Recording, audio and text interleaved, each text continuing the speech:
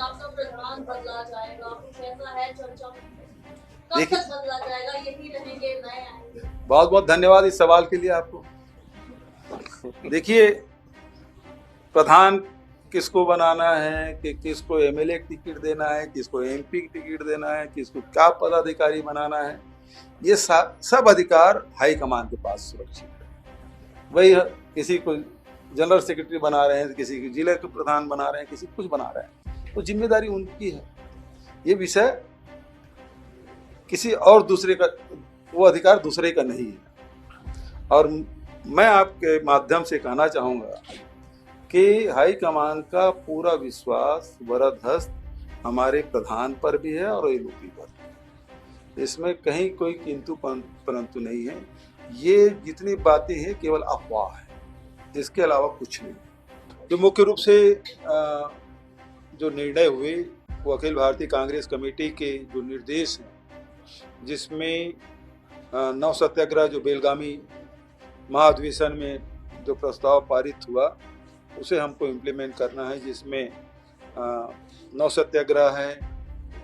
दूसरा जो महत्वपूर्ण मुद्दा है जय बापू जय भीम जय संविधान, जिसको ऑलरेडी पंजाब कांग्रेस कमेटी ने इम्प्लीमेंट कर दिया है। तीसरा महत्वपूर्ण विषय जो है वो संगठन को लेकर है। ये संगठन वर्ष है और पूरे प्रदेश साल भर पीसीसी से लेकर बूथ लेवल तक के सारी कमेटियां हमको बनानी है। और उसके साथ जितने फ्रंटल ऑर्गेनाइजेशन हैं, बहुत सारे हमारे संगठन हैं, चाहे अनुसूचित जाति का हो, चाहे जनजाति का हो, चाहे महिला संगठन हो, उस सब को नीचे से लेकर ऊपर तक के पूरी कमेटी हमको बनानी है। और चौथा जो महत्वपूर्ण बिंदु है, अभी जिस प्रकार से महाराष्ट्र में चुनाव में और दिल्ली के चुनाव में जो बातें आई कि वोटर लिस्ट में जो गड़बड़ियां होती है उसके पैनी निगाह हमको रखनी है, तो उसके लिए भी हम लोगों को काम करना है। कि ये 4-5 बिंदु हैं जिसमें अखिल भारतीय कांग्रेस कमेटी ने जो निर्देश दिए हैं उसके हिसाब से हमको काम करना है। अगली बैठक जब भी होगी, निश्चित रूप से प्रदेश के जो मुद्दे हैं उस पर चर्चा हो के हमको आम जनता के बीच में भी किस प्रकार से जाना है, तो स्टेट लीडरशिप के साथ बैठकर सब सारे बिंदु तय हम लोग करेंगे। इस प्रकार से चर्चाएं आज हुई है। आप लोगों की तरफ से कोई सवाल हो तो सादर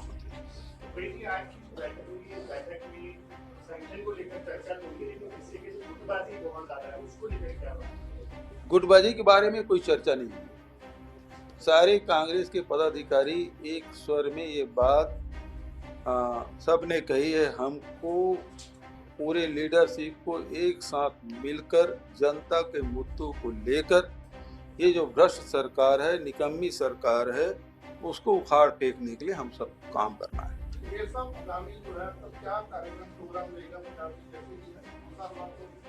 बिल्कुल सही आपने कहा। देखिए, स्टेट में जो प्रॉब्लम है उसके बारे में आप सबको जानकारी है, और इस मामले में मैंने अभी पहले ही प्रारंभिक उद्बोधन में आप सबसे कहा कि नेक्स्ट जो दौरा होगा प्रधान साहब तय करेंगे। हमारे दोनों लीडर यहाँ बैठे हुए हैं, एलओपी साहब।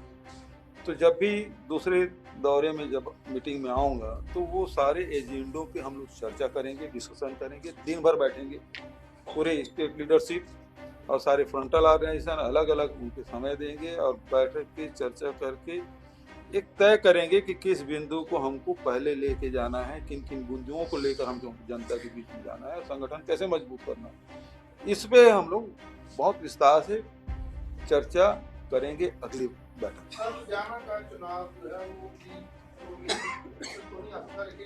आम आदमी पार्टी ने अपना उम्मीदवार घोषित कर दिया है, आगे चुनाव हो रही है, देखा जाए ना उस पर लेके, क्योंकि आरजेडी भी उसमें पहले चुनाव लड़ते हैं, लेकिन अब कब तक अपना उम्मीदवार वो तो घोषित कर चुके हैं। देखिए, कांग्रेस पार्टी का क्या वो चुनाव भी हमारे लिए महत्वपूर्ण है और इस मामले में बहुत जल्दी स्टेट लीडरशिप नामों को तय करके जो केंद्रीय नेतृत्व है उसके पास ले जाएंगे। लेकिन अभी जो वहाँ कैंडिडेट डिक्लेयर किए हैं उसमें जो चर्चाएं हो रही है, क्योंकि आम आदमी पार्टी और उसके नेता केजरीवाल जी विधानसभा चुनाव हार गए हैं, तो किस प्रकार से उसको अपर हाउस में भेजा जाए उसके जुगाड़ वो लगा रहे हैं। और इसका से राज्यसभा की जो सदस्य ऑलरेडी है उसको कैंडिडेट डिक्लेयर किया है। तो इसका अर्थ ये है कि केजरीवाल की बात भी उसके नेता नहीं मान रहे हैं, नहीं तो उसको डिक्लेयर करने की क्या जरूरत थी। उसको बोलते कि इस्तीफा दे, और अपने नेता के लिए इस्तीफा भी नहीं दे रहे हैं। इसका मतलब आम आदमी पार्टी में अंदर खाने में सब कुछ ठीक नहीं है। आज आपने देखा होगा पिछले 2 दिन से पंजाब सरकार की तरफ से और ड्रग्स जो है वो कैंपेन लॉन्च किया गया है और योजना है कि 3 महीने में जो है पूरी जो ड्रग्स है वो सफाया हो जाएगा पंजाब में। और कांग्रेस सरकार के ऊपर भी बोला था कि कांग्रेस सरकारों ने कुछ नहीं किया और अब वो कर रही है। 3 साल तक के क्या करते रहे भगवंत मान जी मस्त थे क्या, जो अब याद आ रही है? 3 साल तक के आप क्या करते रहे? आपकी सरकार में ड्रग माफिया फूलता फलता रहा, तब आप कुछ नहीं कर पाए। और आपके पास कौन सी जादू छड़ी हो गई जो 3 महीने में आप खत्म कर देंगे? आपके पास कार्य योजना क्या है जो आप खत्म करेंगे? कि बॉर्डर में तो आपकी पुलिस जा नहीं पाएगी, वो किसके अधीन है? यदि बॉर्डर से आ रहा है और यदि सड़क मार्ग से यहां से आ रहे हैं तो राज्य सरकार 3 साल तक करती क्या रही? सवाल तो इस बात का है। तो अब उनको ध्यान आया कि दिल्ली बुरी तरह हार गए हैं। अब यहाँ वहां से जब बत्ती पड़ी, अब तो सुन रहा हूं कि वहाँ के जो भी मंत्री लोग अब खाली हो गए हैं, वो अघोषित रूप से यहाँ सब विभाग संभालने का काम कर रहे हैं। ठीक है जी। कांग्रेस के 3 सीनियर बड़े साहब हैं, जगदीश जी हैं, रंधावा साहब, तीनों दिल्ली में सांसद के जाते, तो 2027 में से दिल्ली को लेकर रास्ता खुला जाएगा जी।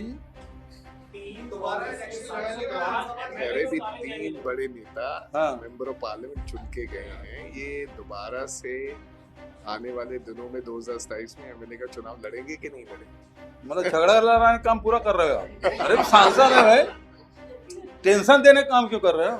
अभी तो सांसद हैं। अभी ये देखिए, ये मतलब काल्पनिक प्रश्न है और उसका कोई उत्तर नहीं होगा। नहीं, वो मुझे समझाने के लिए कर रहे थे।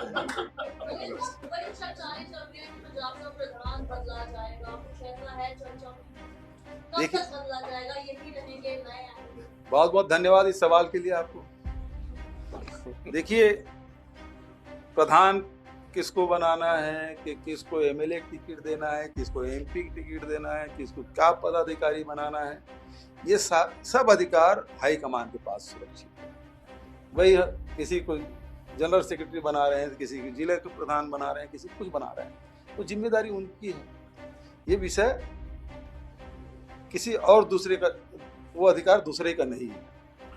और मैं आपके माध्यम से कहना चाहूँगा कि हाईकमान का पूरा विश्वास वरदहस्त हमारे प्रधान पर भी है और एलओपी पर भी। इसमें कहीं कोई किंतु परंतु नहीं है। ये जितनी बातें हैं केवल अफवाह है, इसके अलावा कुछ नहीं।